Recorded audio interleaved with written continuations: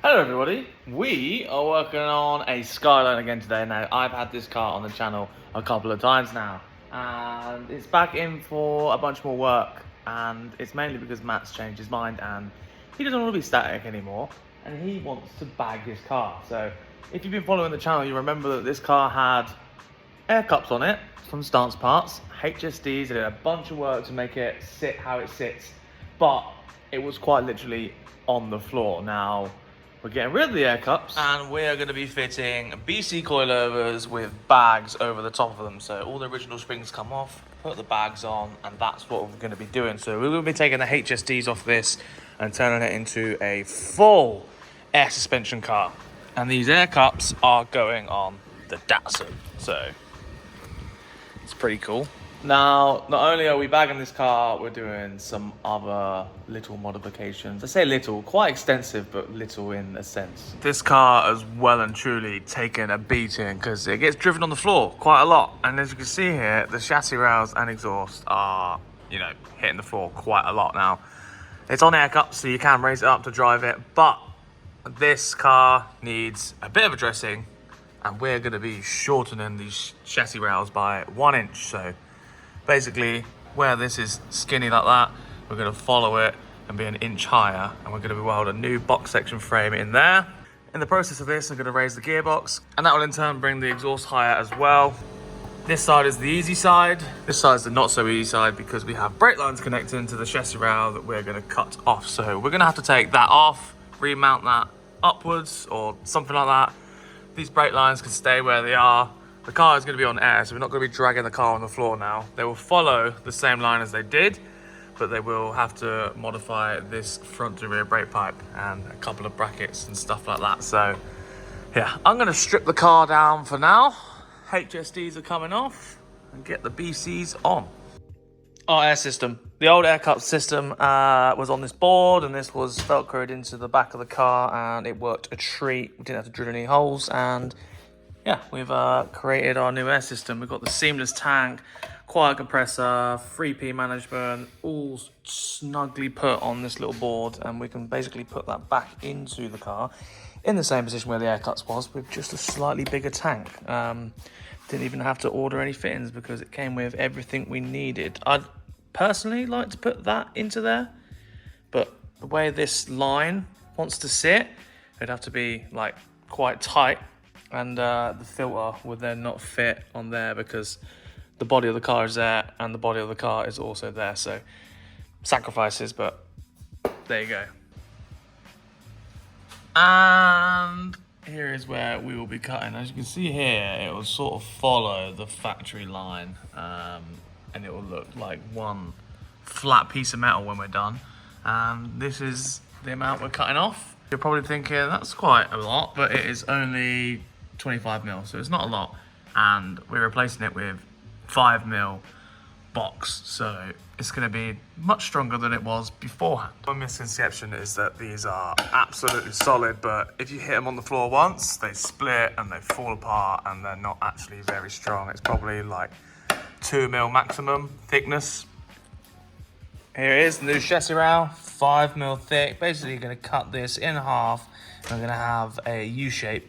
It's going to slot inside the chassis rail, and then we're going to weld all the way down this edge. Pretty heavy duty stuff, so I got quite a lot of it. I'm going to cut this up, cut the car up, and tack it together, but that's a lot of grinding. I will join you very soon.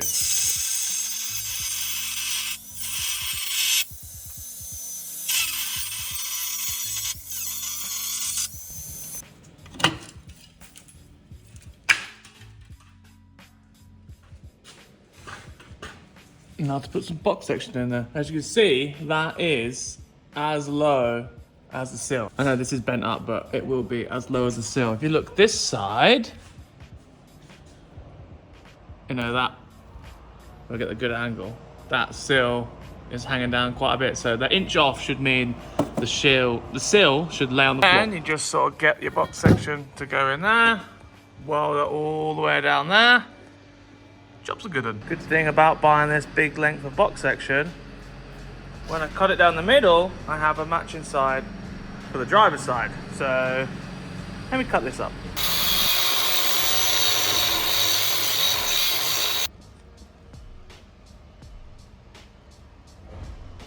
cut down there, all the way along, slip that in, done. I'm excited about this. It's going to be good.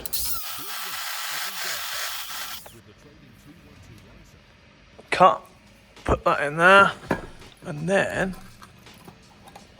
it sort of matches the taper they originally had. Gonna have to, tap this in a little bit, both sides, get a weld in there, grind it smooth, and try and get it a nice bevel on it so it looks OEM with a bit of underseal on it, but it should work just perfectly. I've got to cut it just here because obviously it goes at an angle, so we've got to cut the end of it off and put it in there. But yeah, that's gonna work like that. This is still really hot because I've just finished cutting it, and I'm gonna put it down. I'm gonna trim it up, tack it on, and I'll show you what's happening. There we go, tacked up all the way around, straight edge on there, a little cut into it. Have to, obviously, when it's in there, it's a little bit smaller, and you sort of like push these sides into it, so it's a little bit skinnier than it was, like, and I mean minute amount, like it's like 1 mil each side, but because we've got like a rounded edge on it, when it's welded down, we can then taper that weld on that edge, and we should be able to give it that OEM look all the way down. Like, you're not grinding the weld off, you're just tapering it and making it look smooth. So same process all the way along. As you can see, it's flattened out here, and we have a nice solid base to work on. Same both sides, obviously, all the way down, all the way up there. Jobs are good. And so I'm going to spend some time welding this upside down in the 30-degree heat, and I will join you once it's fully seam welded in. Fun.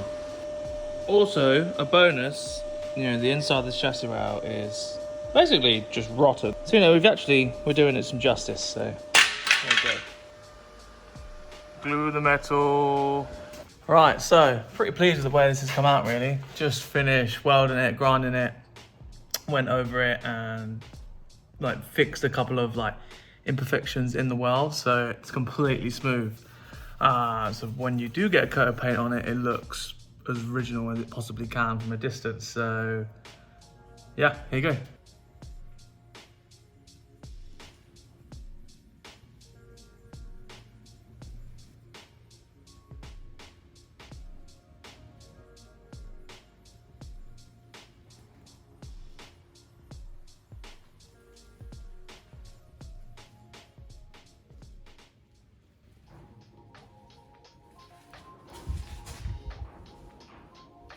So yeah, dead chuff for that. You can see it's quite shallow now.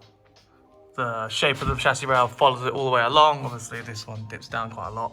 We're gonna have a lot more ground clearance now. And the only reason you can really tell is that join just there, where it's all blended into one. I think it looks pretty decent. There's a few little dents that I'd like to fill with weld like this. Just like bits like that. If I filled that with weld, then ground it flat, it would look nice, but it's a waste of time because you're going to put undercoat on this and you're not going to be able to see any of those little marks at all. So yeah, dead chuff for that. That's going to be stronger than it probably was before anyway. This is strong, but like this is the same, but just a lot thicker. And the fact that it, bridges inside it, and it basically is all the way along here, a bit stronger, and it's not going to collapse in on itself like these ones do, because obviously you've got to collapse all of that.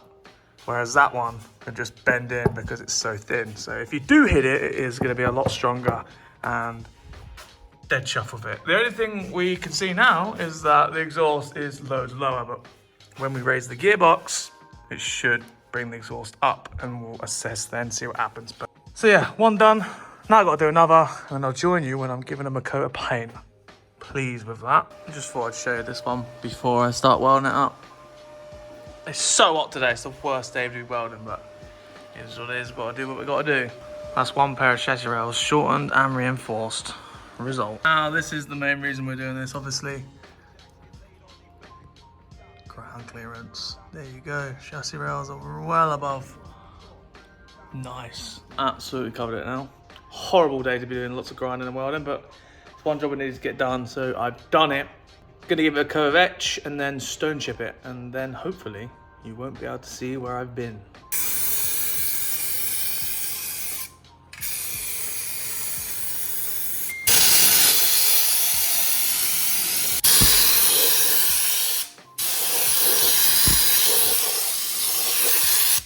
And there we have it, all painted up, both sides smoothed up. I am pretty happy with those. You can't really see where I've welded it. No, it's still a little bit wet, but yeah, more than chuffed with that. That is good. If you wasn't looking for it, I don't think you'd even notice. Like, you can't really notice it when you are looking for it.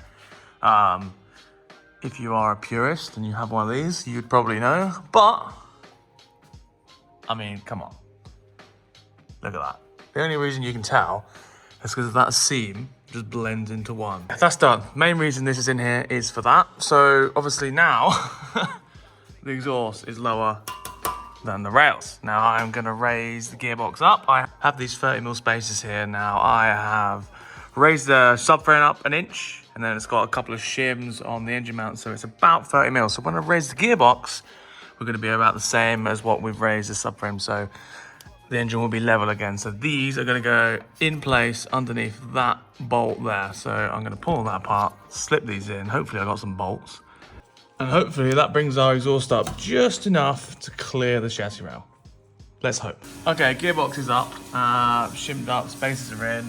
And the problem is the exhaust now hits the gearbox cradle. Now I knew this was gonna be a problem. It's got quite a big exhaust on it. The clearance above we could lose if we take it out of this. Now, if we take out the downpipe and, angle it a little bit more, I think we can bring the exhaust over and up at the same time, and then I'll plate the underneath, because as you can see, it's taken some damage, but we're obviously very limited to how high we can go. We only need to go a little bit more. We do have that clearance above there, so I'm gonna take this off and re-weld it, I think. The only thing is that this bit here is like cast, so it's a bit horrible.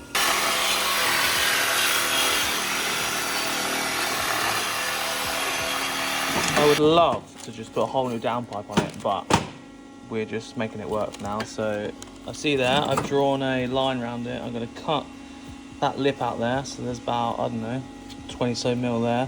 Raise the exhaust 20mm there, and then weld it back together. Clock this ever so slightly so we can angle the exhaust a bit straighter, and then we can get it a little bit higher. So yeah, let's cut that.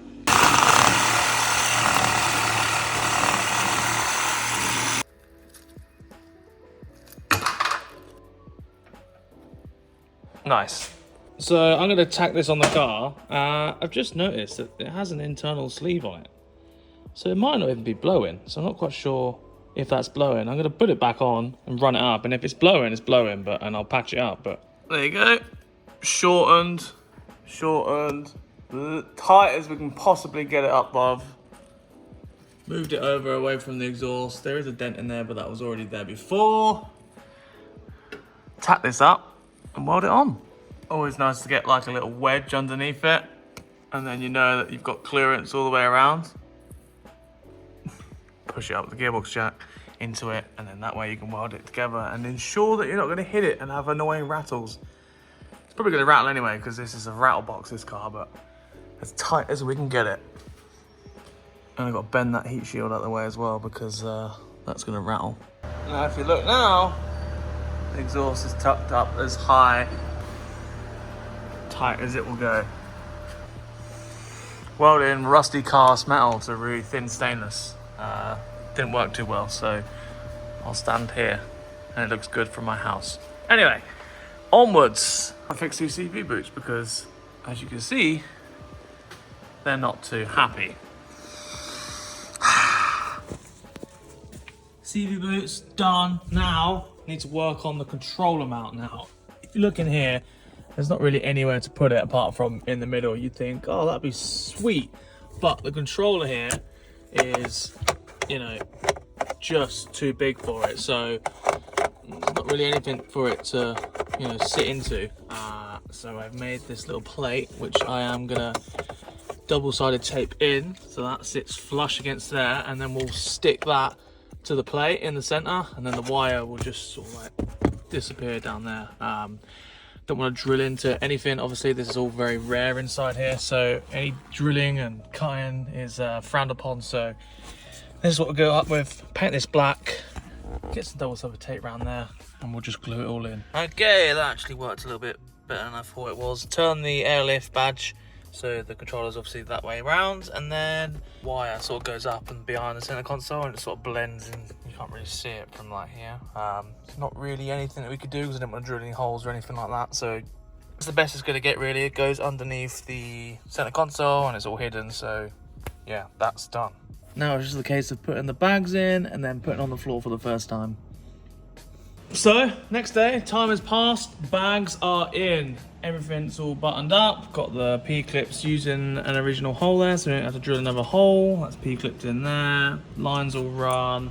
Rears are in. These are not the fittings that we're going to be using. We're going to have a fitting that goes, you know, straight up. This is what we had, so that's what I'm going to do now, just for the sake of the video. I'm going to get this thing on the floor, and hopefully it airs out, and we have clearance now. The clearance on the bag is tight, but we just have enough room on there. I've made sure nothing sharp is poking from the inside out. Usually you get like brackets bolted onto the strut tower and stuff like that. You get extra long screws that come through and they'll just nick your bag, so always check for that.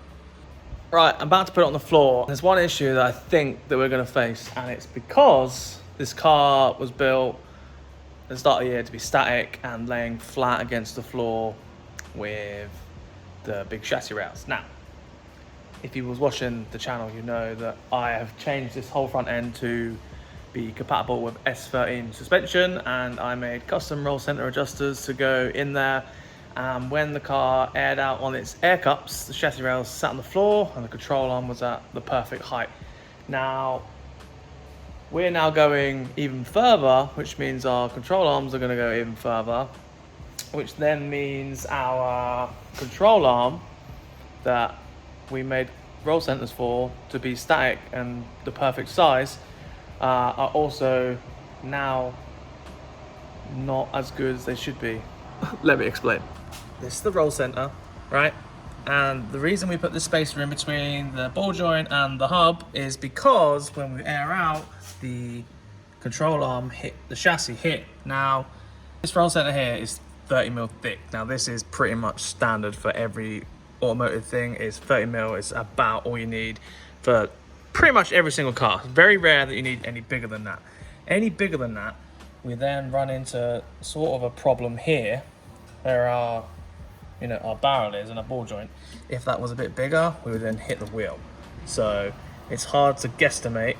We didn't have these wheels at the time, but I had this in mind that I didn't want it to be any closer to the wheel. We've got about 20mm there until we hit the wheel. Let's get on the floor first to see if that is going to be an issue, but I am thinking it is. So let's find out. Moment of truth. Let's air it out and see.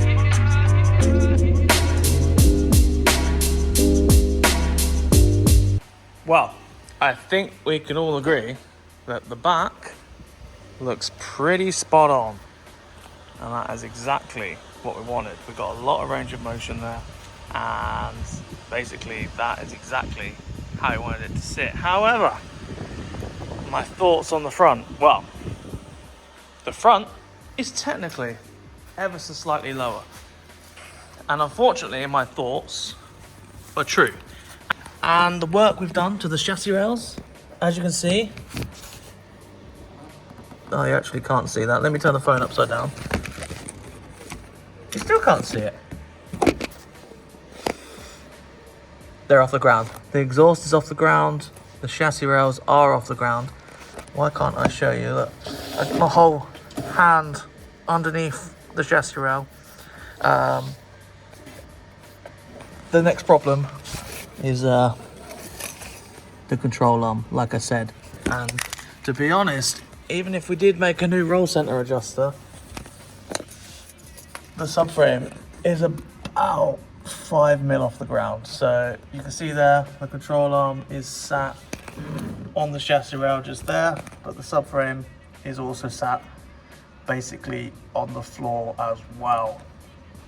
Now, obviously, the main reason we've got such a big gap on the front compared to the back is because the front arch is so much higher than the rear arch. If you look at the swage line, big gap there. I know it does droop down slightly, but like, you know what I mean? There's like a good selection. We have a decent amount of rake on the car, which might be hard to tell in photos, but the front is nose down. Like when you look here to there is a gap and it is closest to the floor, but yeah, that is annoying. The solution to that is to raise the front subframe.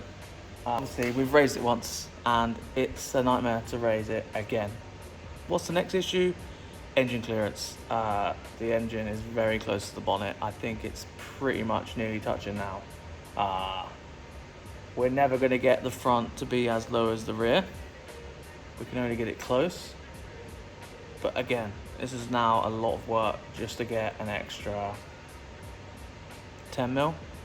You'll get 10 mil extra out of this car in drop, and then the chassis rails and the sills will be on the floor. So yeah, you haven't got much room to play with. Is it worth doing an extra subframe? Maybe, if you're chasing millimeters. Who knows? But yeah, Matt's probably happy with it as it is anyway. He can drive it a lot more, got a lot more lift and stuff, and it's going to be softer, it's going to be nicer to drive.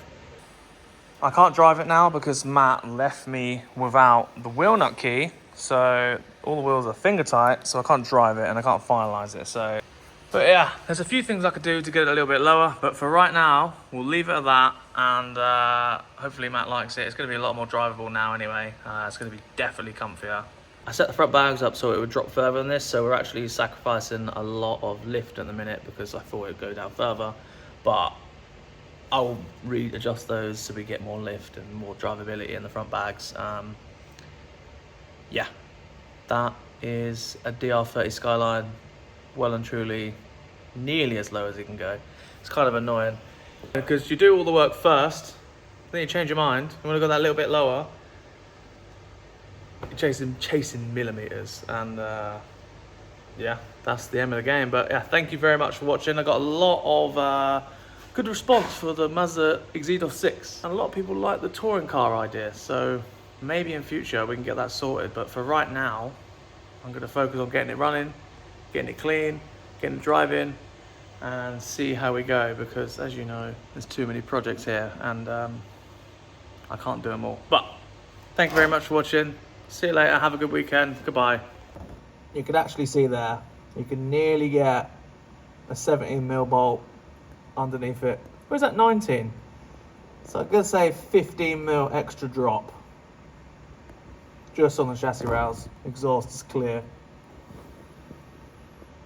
We got clearance.